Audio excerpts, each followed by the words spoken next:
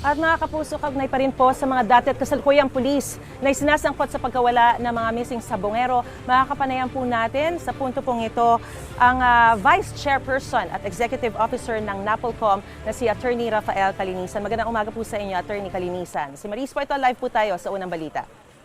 Morning Maris at good morning sa inyong lahat dyan.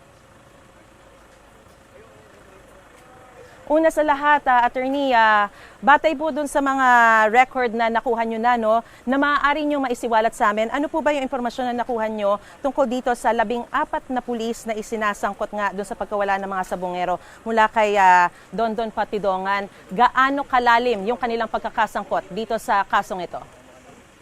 Siguro magsimula muna tayo dun sa pinaka-basic. It appears dun sa pinasa na complaint affidavit ni alias Totoy, parang di naman 14, parang 18 yung pangalan na nandito sa aking mesa.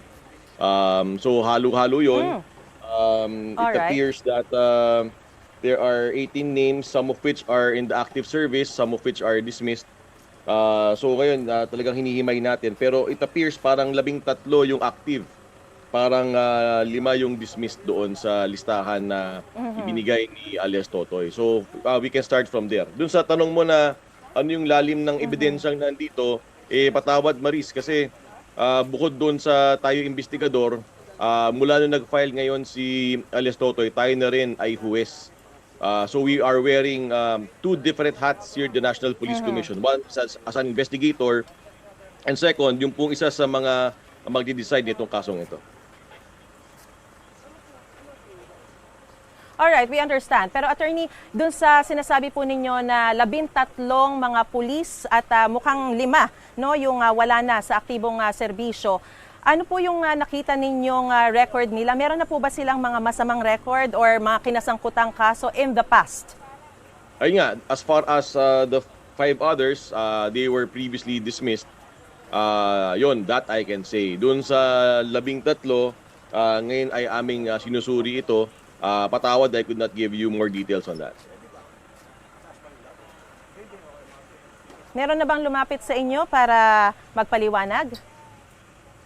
Inaantay ko nga eh. Sabi ni Totoy kahapon, very very clearly, sabi niya, inaasahan din niya na yung ibang mga pulis doon na nasampahan dahil sama-sama na daw sila, maaari daw silang sumuporta sa kanyang mga nilahad.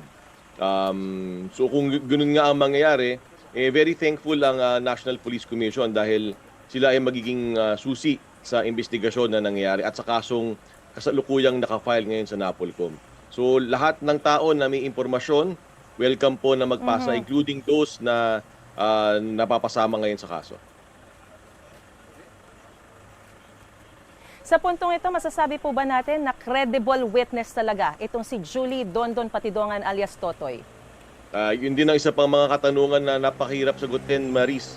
Kasi part yon ng aming evaluation. Yung kanyang testimonya, yung kanyang pagkatao, yung bigat ng kanyang sinasaad, yun ay kasama sa tinitimbang ng NAPOLCOM. So kung kasagutin ko ng diretsahang sagot yan, baka lumabas kung ano ang aking nasa isip at I don't want to prejudge the case.